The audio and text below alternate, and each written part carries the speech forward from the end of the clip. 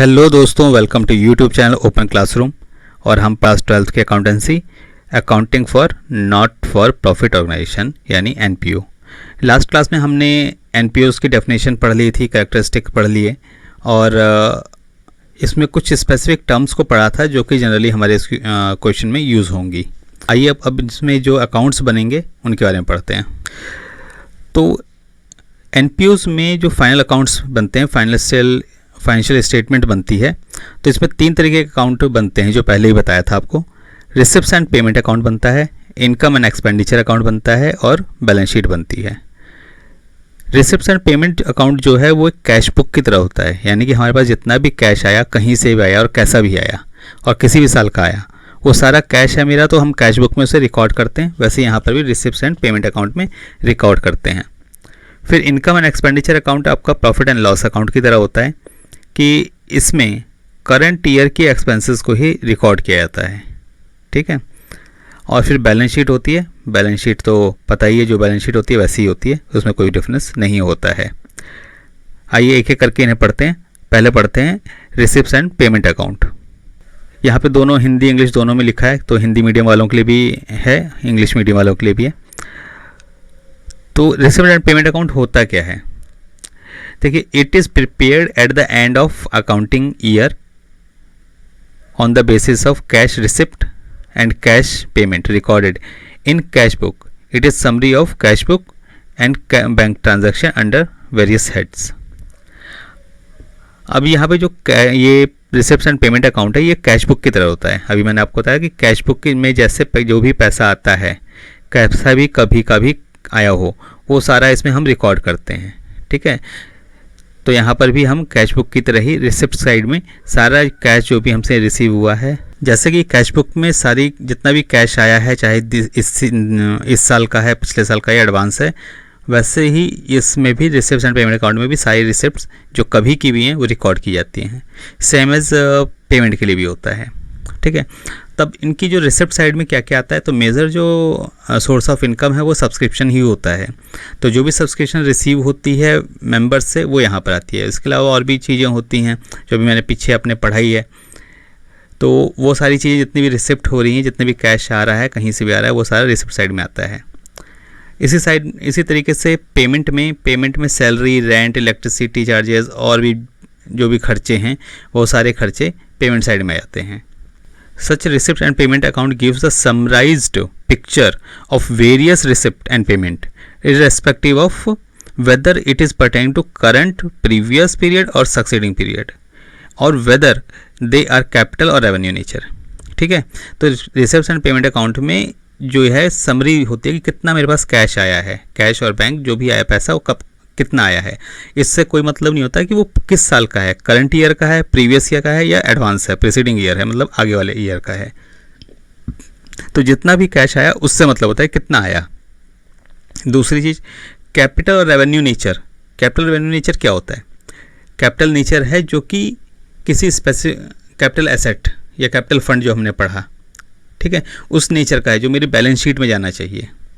और रेवेन्यू मतलब कि जो रेकरिंग नेचर का है, जो बार बार पैसा आता रहता है। अभी हमने पीछे बहुत सारी लिस्ट पढ़ी थी, उसमें बहुत सारे आइटम्स हैं जो कि बार बार आते हैं, रेवेन्यू नेचर के हैं, और कुछ थे जो कि नॉन रेकरिंग है, मतलब एक बार आएंगे, यानी कि कैपिटल नेचर के हैं, ठीक है। तो यहाँ पर रेवेन्यू है या कैपिटल है, उससे कोई फ़र्क नहीं पड़ता, वो सारा यहाँ पर रिकॉर्ड होता है। लेकिन जब हम इनकम एंड एक्सपेंडिचर पढ़ेंगे ना, वहाँ सिर्फ हम रेवेन्यू नेचर को ही कंसिडर करेंगे, ठीक है। फिर एक जो तीसरी जो इम्पॉर्टेंट चीज़ जो नोट करने की है, इसमें नॉन कैश आइटम्स नहीं होती, ठीक है। नॉन कैश आइटम कौन सी हुई? जैसे डेप्रिसिएशन है।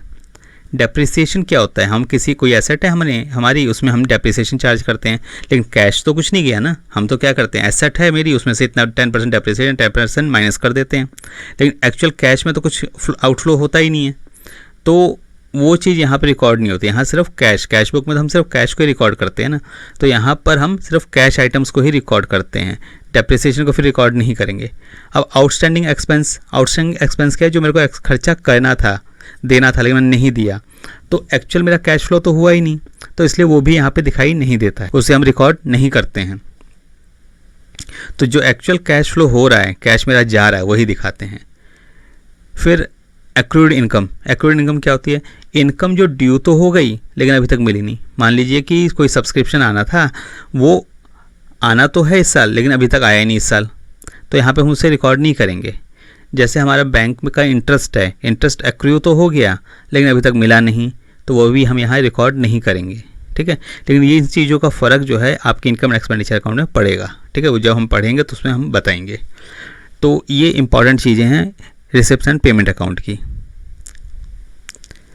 फिर इसका ये फॉर्मेट है रिसिप्ट एंड पेमेंट अकाउंट का कि इसमें कौन कौन सी आइटम आती हैं। यहाँ पे डिटेल में हर एक आइटम को दिया हुआ है।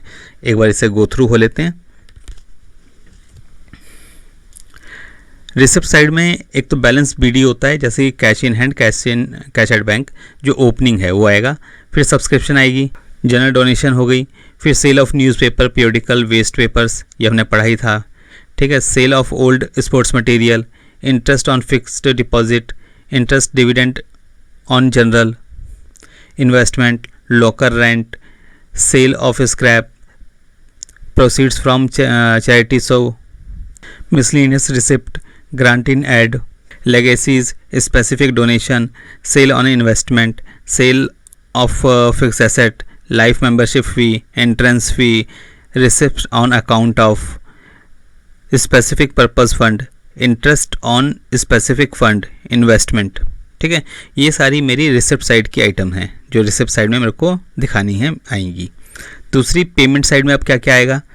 अब कोई बैंक बीडी तो यहाँ पे समझ में आ गया, अभी कैश था। दूसरा यहाँ पर जो अगर क्रेडिट साइड में आता है तो वो क्या होगा? बैंक ओवरड्राफ्ट होगा, ठीक है। अगर कोई ओवरड्राफ्ट है तो वो बैंक ओवरड्राफ्ट करके बैलेंस बीडी में आ जाएगा। फिर सैलरीज एंड वेजेस आएंगे, रेंट आएंगे, rate and taxes, insurance, printing and stationery, postage and courier, advertisement, sundry expenses, telephone charges, entertainment expense, audit fee, honorarium, repair and renewal, upkeep of ground, conveyance, newspaper and periodical, newspaper and political इस side भी है, debit receipt side में भी है, payment side में भी है। समझ में आ रहा है ना? यहाँ रिसिप्ट साइड में तब है जब हम उसे सेल कर रहे हैं, और यहाँ पर क्या है? जब हम परचेज कर रहे हैं, ठीक है, इसलिए है। Purchase of asset, purchase of investment and balance CD, जो कि क्लोजिंग बैलेंस होगा मेरा कैश इन हैंड और कैश एट बैंक का, ठीक है। तो ये आइटम्स आपको मोटा मोटा याद हो जाएंगी, एक दो बार हम क्वेश्चन करेंगे ना तो अपने आप याद हो जाएंगी। और वैसे भी इतना कोई मुश्किल नहीं है, वो तो हमें पता ही है, इनकम साइड डालना है और पेमेंट साइड डालनी है, तो नेचर देख के पता लग जाता है कि इनकम साइड क्या है और एक्सपेंडिचर साइड क्या है। अब यहाँ पर इसकी जो फीचर्स हैं, तो फीचर्स एक बार देख लेते हैं कि फीचर्स क्या क्या हैं इसमें। देखिए, पहला तो है it is summary of cash book, it's form of identical with that simple cash book without discount and bank column with debit and credit side. Receipts are recorded on the debit side while payments are recorded on credit side, ठीक है। हमने अभी format तो देख ही लिया। ये जो है बिल्कुल कैश बुक जो होती है, सिंपल कैश बुक, उसके तरह है। लेकिन आपने कैश बुक बनाई होगी तो वहाँ पे बैंक का भी कॉलम होता है, डिस्काउंट का कॉलम होता है, लेकिन यहाँ पर कुछ भी नहीं होता है। यहाँ सिंपल होता है, दो ही कॉलम होते हैं, ठीक है ना। डेबिट एंड क्रेडिट होता है और अमाउंट होता है, और कुछ नहीं आता। तो जो इनकम होती है मेरी, तो वो मेरी डेबिट साइड में आती है, ठीक है, और जो पेमेंट्स होती हैं वो मेरी क्रेडिट साइड में आती हैं, ठीक है। दूसरा, it shows the total amount of all receipt and payment irrespective of period to which they pertaining. तो इसमें जो है सारी इनकम आती हैं, इससे कोई फ़र्क नहीं पड़ता वो इस साल की हैं, पिछले साल की हैं, या आने वाले आगे साल की हैं, एडवांसेस हैं, लेकिन जो भी आई है वो सारा रिकॉर्ड होगा, इससे कोई फ़र्क नहीं पड़ता है, ठीक है। It includes all receipts and payment whether they are capital और रेवेन्यू नेचर। तो वो कैपिटल है या रेवेन्यू है नेचर का है, रेकरिंग है, नॉन रेकरिंग है, एक बार आने वाली एक्सपेंस है या एक्सपेंडिचर है, इनकम है, या फिर बार बार आने वाली, इससे कोई फ़र्क नहीं पड़ता, जो आया वो सारा रिकॉर्ड होगा इसमें। No distinction is made in receipt and payment in cash or through bank, with the exception of opening and closing. The total amount of which receipt and payment is shown in this account. अब यहाँ पर क्या है? यहाँ पर अलग अलग कुछ भी नहीं है कि कैश पेमेंट हो रही है या बैंक से पेमेंट हो रही है, उससे कोई मतलब नहीं है। वो सीधा एक्सपेंडिचर्स हैं या इनकम है, वो सीधा आती जाती हैं इसमें। सिर्फ ओपनिंग में ही हमें पता लगता है कि कैश में कितना है, बैंक में कितना है। अदरवाइज पूरे अकाउंट में आपने देखा भी होगा फॉर्मेट में कहीं पर भी अलग से मेंशन नहीं है कि पेमेंट जो है कैश में हो रही है या बैंक से हो रही है, और या रिसिप्ट जो हो रही है वो कैश में आई या बैंक में आई। वो सिर्फ इनकम है, ठीक है, रिसिप्ट्स हैं, चाहे वो कैश में है या बैंक में, वो डिफरेंस यहाँ पर नहीं होता है। Non cash items such as depreciation, outstanding expense, accrued income etcetera are shown in this account. यहाँ पर जो है इनकम, जो यहाँ पर नॉन कैश इनकम जैसे डेप्रिसिएशन, आउटस्टैंडिंग एक्सपेंस और एक्रूड इनकम जो उसकी अभी पीछे बताया था, वो यहाँ पर कोई डिफरेंस नहीं होता, वो सब यहाँ पर नहीं आएंगी, ठीक है। तो यहाँ पे सिर्फ कैश की जो एक्सपेंस है जिसमें कैश फ्लो हो रहा है वही आती हैं, अदरवाइज दूसरी आइटम जिनमें कि कोई कैश फ्लो नहीं हो रहा है एक्चुअल, वो नहीं आती हैं। It begins with opening balance of cash in hand and cash at bank और bank overdraft and closes with the year end with cash balance, cash in hand, cash at bank और bank overdraft. In fact, the closing balance of such account difference between total amount receipts and payment, which is usually debit balance, reflects in cash in hand and cash at bank and less than is bank order। वही कहा है कि यहाँ पर एक तो income side हो गई मेरी, एक हो गई एक्सपेंडिचर साइड, ठीक है ना, ये रिसिप्ट हो गई, पेमेंट हो गई, एक बार जगह पैसा आया एक तरफ पैसा गया, तो इसका जो डिफरेंस होता है वो क्लोजिंग बैलेंस दिखता है, ठीक है, क्लियर है। आइए इसका एक क्वेश्चन करके देखते हैं, इससे और क्लियर हो जाएगा कि किस तरीके से रिसिप्ट एंड पेमेंट अकाउंट बनता है और किस तरीके से आइटम्स यहाँ पे दिखाई जाती हैं। तो ये क्वेश्चन है, इसमें क्या कहता है कि from the following particulars related to XYZ prepare receipt and payment account for the year ending 31 March 2017। तो एक स्टेटमेंट दे रखी है आपको, इसमें हमें बनाना क्या है, रिसिप्ट एंड पेमेंट अकाउंट बनाना है। एक तो इसमें दिया हुआ है opening cash balance, opening bank balance, ये दो चीज़ें दे रखी हैं। फिर सब्सक्रिप्शन दी हुई है, एक तो 2015-16 की है, अभी हमें बनाना कब का है, मार्च 17 का बनाना है, यानी कि 16-17 का बनाना है। लेकिन यहाँ पर 16-17 में दे रखा है कि 15-16 की भी सब्सक्रिप्शन आई है, यानी कि पहले की रही होगी आउटस्टैंडिंग, 16-17 की दे रखी है यानी कि इस साल की हो गई, और 17-18 की दे रही है कि एडवांस हो गई, ठीक है। सेल ऑफ रिफ्रेशमेंट से इनकम हो गई, फिर एंट्रेंस फी हो गया, और दूसरी साइड दे रखा है सेल ऑफ ओल्ड मटेरियल हो गया, डोनेशन हो गई, रेंट पेड हो गया, स्पोर्ट्स मटेरियल परचेज हो गया, purchase of refreshment and expenses of maintenance of tennis court, salary paid, tournament expense, furniture purchased, office expense and closing cash in hand, ठीक है। तो अब हमें बनाना है रिसिप्ट एंड पेमेंट अकाउंट, तो चलिए बनाते हैं। तो ये हो गया रिसिप्ट एंड पेमेंट अकाउंट, तो ये मेरा फॉर्मेट बन गया है। अब हम इसमें ट्रांजैक्शन नोट करना शुरू करते हैं। सबसे पहले क्या था, बैलेंस, बैलेंस BD, तो ये हो गया कैश और बैंक, ये दे रखे थे हमें। अब ये कितने हैं, कैश तो 1000 रुपये था याद है, और बैंक 7200। फिर सब्सक्रिप्शन था, सब्सक्रिप्शन यहाँ पे 3 साल के दे रखे थे, प्रीवियस, दिस और नेक्स्ट ईयर का। तो 2015 का सब्सक्रिप्शन कितना था, 15-16 का 500 रुपये,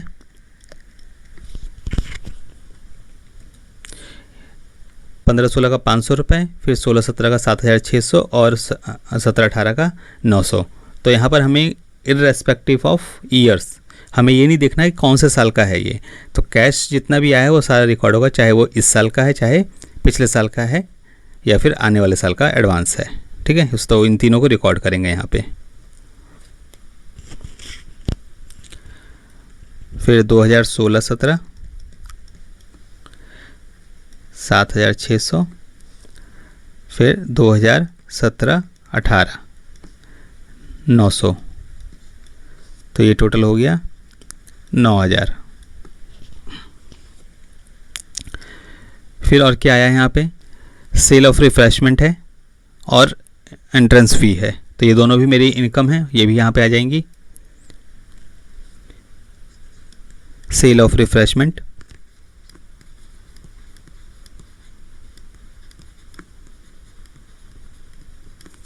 ₹1000 और एंट्रेंस फी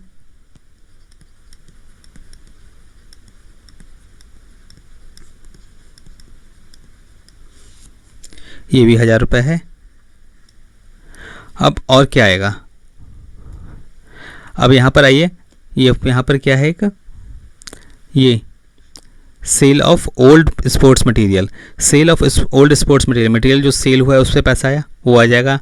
डोनेशन रिसीव हुई है वो भी आ जाएगी, ठीक है, ये दोनों चीज़ें आ जाएंगी, ये दोनों इनकम की चीज़ें हैं। तो सेल ऑफ ओल्ड मटेरियल,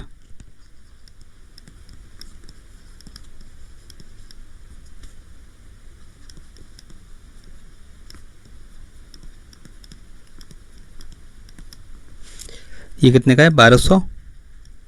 फिर डोनेशन,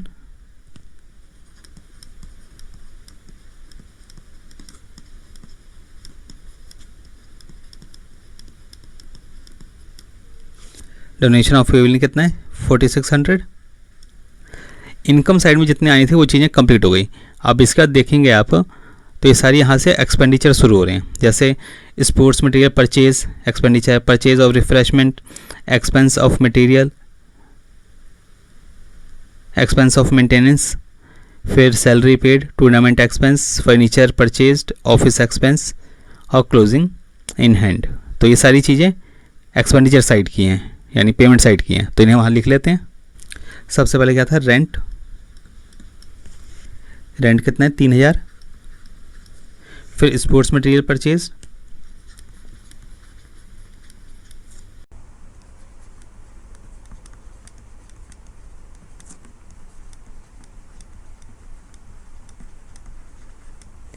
ये कितना है, 4800, 4800। फिर परचेज ऑफ रिफ्रेशमेंट,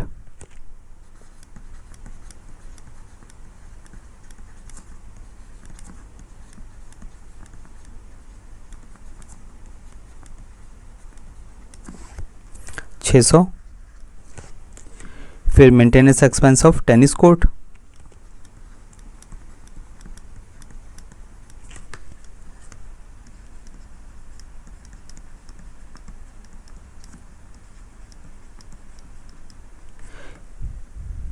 ये कितना है, 2000। फिर सैलरी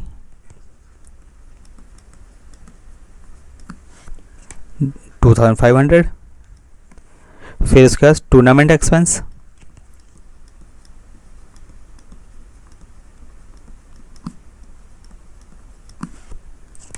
$2400। Furniture purchased,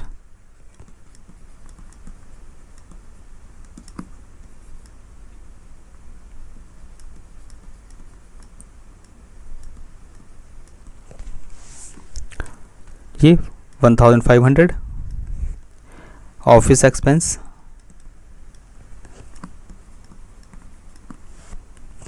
1200। फिर कैश इन हैंड,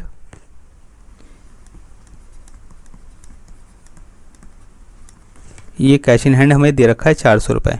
अब क्या बच गया, अब यहाँ पे कुछ डिफरेंस आएगा इसका, तो वो कहाँ जाएगा, क्योंकि कैश इन, यहाँ पे देखो कैश और बैंक दो चीज़ें हैं, यहाँ पर कैश तो आ गया, बैंक नहीं है ना, तो ये सारा कहाँ जाएगा, बैंक में, बैंक CD, इसका टोटल करो आप, तो ये हो जाएगा 25,000।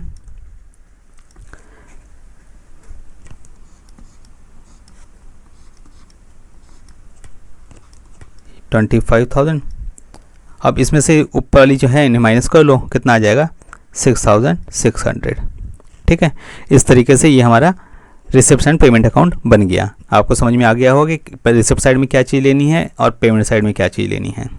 इसके आगे हम आगे इनकम एंड एक्सपेंडिचर अकाउंट भी बना सकते हैं इसका, और फिर उसके बाद बैलेंस शीट भी बना सकते हैं, वो आगे बनानी भी है, तो अभी हमने पढ़ा नहीं है, तो अभी हम सिर्फ रिसिप्ट एंड पेमेंट अकाउंट पढ़ा है, तो उस रिसिप्ट एंड पेमेंट अकाउंट का ये क्वेश्चन है कि कैसे हमें इसे बनाना है। ठीक है, नेक्स्ट वीडियोज़ में हम इसका आगे इनकम एंड एक्सपेंडिचर अकाउंट सीखेंगे। अगर इसमें कोई डाउट है तो आप कमेंट बॉक्स में पूछ सकते हैं। ठीक है, तो आप इस चैनल को लाइक करिए और सब्सक्राइब करिए ताकि आपको ऐसी वीडियो सारी मिलती रहें और आप अपना कोर्स कंप्लीट कर सकें। Okay, till then good bye.